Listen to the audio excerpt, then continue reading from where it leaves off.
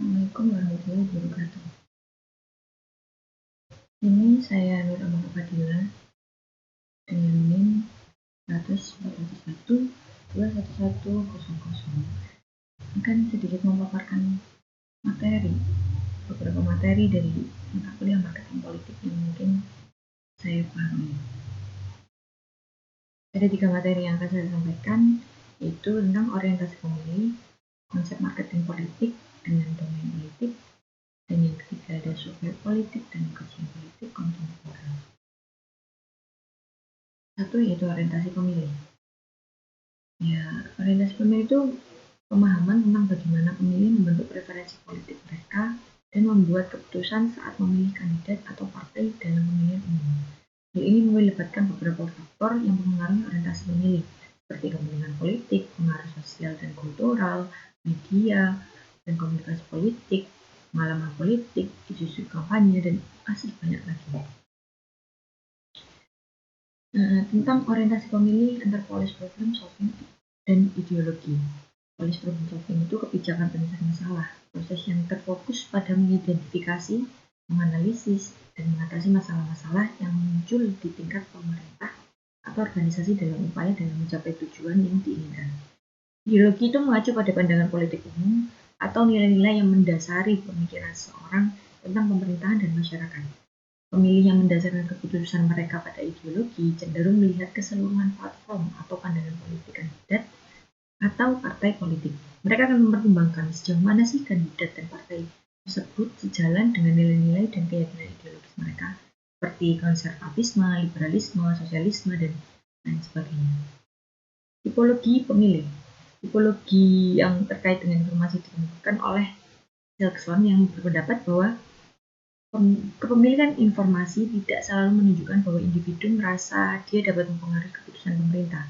Kepercayaan terhadap institusi politik dan efikasi yang menjadi dasar dalam penentuan tipologi pemilih. Kombinasi antara kepercayaan pada institusi politik dan efikasi politik menghasilkan 4 jenis pemilih, yaitu ada pemilih rasional, pemilih kritis, pemilih tradisional, dan pemilih skeptis. Apa sih pemilih rasional itu seperti apa sih? Jadi seorang yang merasa bahwa dia itu tidak akan mendapat apa-apa manfaat dari kandidat kepala daerah yang sedang bersaing. Pemilih tersebut tidak akan memilih pilihannya dalam pemilu. Seorang pemilih yang rasional akan berusaha memahami misi seorang kandidat kepala daerah dengan teliti dengan melihat faktor ketokohan seorang pemimpin. Lalu ada pemilih kritis. Pemilih kritis itu istilah mengacu pada pemilih yang secara aktif, kritis, dan teliti dalam proses pemilihan umum atau pemilihan lainnya. Mereka tidak hanya memilih berdasarkan afiliasi partai atau calon favorit, tetapi mereka juga melakukan penelitian dan evaluasi yang cermat terhadap calon, isu-isu politik, serta platform partai sebelum membuat keputusan. Lalu ada pemilih tradisional. Di sini pemilih tradisional merupakan jenis pemilih yang memiliki orientasi ideologi yang sangat tinggi dan tidak terlalu melihat kebijakan partai politik atau seorang kontestan sebagai sesuatu yang penting dalam pengambilan keputusan. Pemilih tradisional sangat mengutamakan kedekatan sosial budaya, nilai, asal-usul, dan agama sebagai ukuran untuk memilih partai politik. Lalu ada pemilih skeptis. Pemilih yang tidak memiliki orientasi ideologi cukup tinggi dengan sebuah partai politik atau seorang kontestan. Juga tidak menjadikan sebuah kebijakan sebagai sesuatu yang penting. Keinginan untuk terlibat dalam sebuah partai politik pada pemilih jenis ini sangat kurang karena ikatan ideologi mereka memang rendah sekali.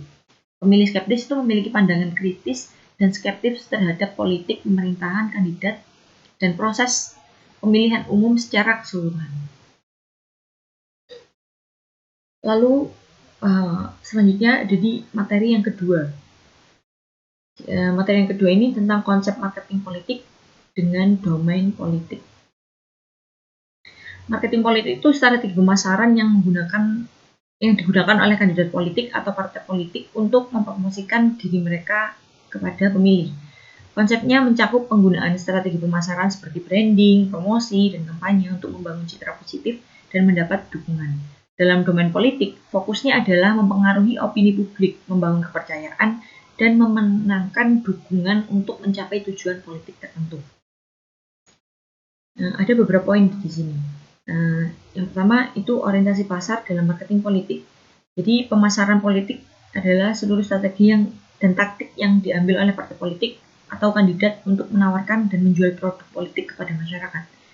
Dalam prosesnya, pemasaran politik bukan sekedar kegiatan kampanye politik menjelang pemilu, tetapi mencakup kegiatan politik yang luas dalam rangka menawarkan program partai politik dan kandidat sebagai produk politik dalam membangun citra simbol dan program yang berkaitan dengan publik. Lalu, orientasi pesaing dalam pasar dan marketing politik. Ada sebab-sebab dan faktor yang mempengaruhi berdasarkan konsep political marketing sebagai yang terbagi menjadi 4 bagian, yaitu produk, promosi, harga, dan penempatan, atau bisa disebut 4P. Produk itu merupakan cara bagaimana pemasaran politik yang dilakukan oleh partai politik bisa mencapai gagasan berisi konsep, identitas ideologi, program, serta kebijakan. Lalu promosi itu dalam melawan yang memiliki banyak kompetitor, meskipun dalam kampanye ada kampanye hitam dan kampanye negatif, maka diperlukan promosi untuk menunjang elektabilitas. Harga. Pada harga ini yang dimaksud dalam pesaingan adalah mempertimbangkan 3 bentuk nilai, yaitu nilai ekonomi, psikologi, dan juga citra nasional. Nilai ekonomi berarti semua biaya yang dikeluarkan partai selama periode kampanye, karena ada tolak ukur biaya yang diharapkan tidak merugikan. Lalu ada penempatan itu cara hadir partai politik atau politisi yang melakukan kampanye sehingga distribusi sebuah partai dan kampanye dalam komunikasi dengan para pemilih. Lalu ada tentang orientasi konsumen dalam marketing politik. Konsumen dalam hal adalah masyarakat yang harus ditampung aspirasinya dan diterjemahkan dalam bentuk program kerja atau platform partai. Masyarakat itu sumber inspirasi dan ide untuk mengembangkan program kerja.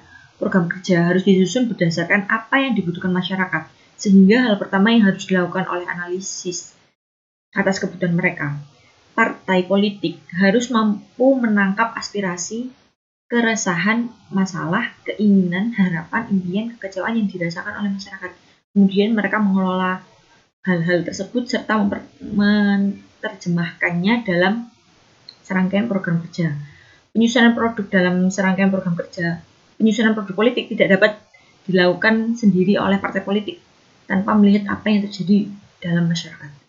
Lalu ada orientasi pesaing dalam marketing politik yang dapat dipahami sebagai pemahaman tentang kekuatan dan kelemahan jangka pendek serta kemampuan dan strategi jangka panjang pesaing saat ini ada dalam bentuk pesaing potensial yang akan muncul. Orientasi pasar dapat diungkapkan melalui tingkat pengawasan informasi dan menyebarkan informasi ini kepada semua orang. Fungsi dalam organisasi seperti penelitian dan departemen pengembangan produk, diskusi dengan manajemen perusahaan dan kekuatan pesaingnya, dan apa strategi mereka yang sedang dikembangkan atau strategi yang akan dikembangkan di masa depan. Lalu ada orientasi riset pasar dan domain politik dalam marketing politik. Paradigma dalam penyusunan produk politik yang selama ini hanya memperhatikan internal partai yang dirasa sudah tidak memadai lagi. Praktik lama seperti penyusunan produk politik yang dilakukan dalam tubuh partai dan kemudian ditawarkan kepada masyarakat dianggap tidak sesuai lagi dengan iklim persaingan. Para politikus diharapkan untuk terjun ke masyarakat guna memahami dan menyelami permasalahan yang dihadapi masyarakat. Produk politik harus dikembangkan dari permasalahan yang berkecamuk di masyarakat dan bukan hanya didasarkan pada tujuan atau kepentingan partai politik sendiri. Tujuan partai politik adalah melayani kebutuhan masyarakat.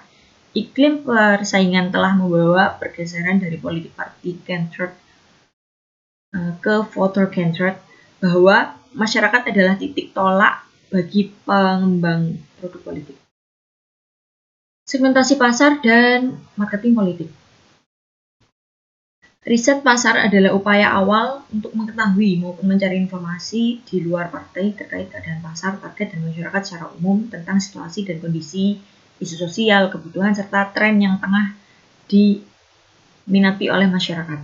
Menurut Kotler dan Armstrong, segmentasi pasar adalah membagi pasar menjadi kelompok-kelompok kecil dengan kebutuhan, karakteristik, atau perilaku berbeda yang mungkin memerlukan produk atau bauran pemasaran tersendiri. Lalu selanjutnya ada positioning politik dan marketing politik.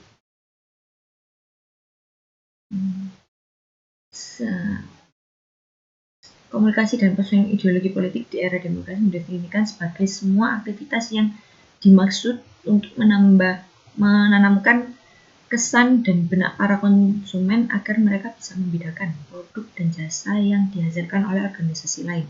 Dengan demikian, dapat pula disimpulkan bahwa positioning politik adalah semua aktivitas yang dimaksudkan untuk membangun image politik di benak pemilih agar mereka mampu membedakan image politik kandidat dan suatu partai politik dengan image politik kandidat atau partai politik lainnya. Mereka mampu membedakan image politik kandidat atau suatu partai politik dengan image politik kandidat atau partai politik. Lalu selanjutnya ada di materi yang ketiga, yaitu tentang survei politik dan kajian politik. Jadi survei politik salah satu alat utama yang digunakan untuk memahami dinamika politik saat ini adalah survei politik. Survei politik adalah metode penelitian yang digunakan untuk mengumpulkan data dan informasi tentang pandangan, sikap, dan perilaku politik dari sekelompok individu dan masyarakat luas. Sangat jelas bahwa survei politik adalah alat yang sangat penting dalam kajian politik kontemporer. Ada tipe survei politik. Beberapa tipenya itu diantaranya adalah survei pendapat publik, survei pemilih umum, survei identitas politik, survei kebijakan publik. Lalu ada survei media dan informasi politik, ada survei partisipasi politik, ada survei sentimen sosial, survei evaluasi pemerintah, survei politik internasional, dan survei demokrasi politik. Lalu di poin ketiga ada posisi survei dalam konstelasi politik. Salah satu aspek kunci dari peran survei politik dalam konstelasi politik nasional adalah kemampuannya untuk mengukur preferensi pemilih. Survei politik secara berkala meminta tanggapan dari sejumlah responden yang representatif secara statistik dari berbagai kelompok dalam masyarakat. Hasil survei ini mengungkapkan sejauh mana pemilih mendukung partai politik, calon kandidat, dan isu-isu tertentu. Posisi survei dalam konstelasi politik nasional adalah sangat penting. Mereka memberikan wawasan yang berharga tentang preferensi, dinamika, dan perilaku pemilih yang sangat diperlukan oleh pemangku kebijakan, partai politik, media, dan masyarakat umum. Survei politik itu membantu membentuk proses politik, mengarahkan strategi kampanye, dan memantau kesehatan demokrasi. Meskipun memiliki batasan, survei politik tetap merupakan alat penting dalam pemahaman dan analisis politik suatu negara. Jadi mungkin itu beberapa materi yang bisa saya sampaikan dan saya pahami. Sekian dari saya, bila ada salah mohon maaf. Wassalamualaikum warahmatullahi wabarakatuh.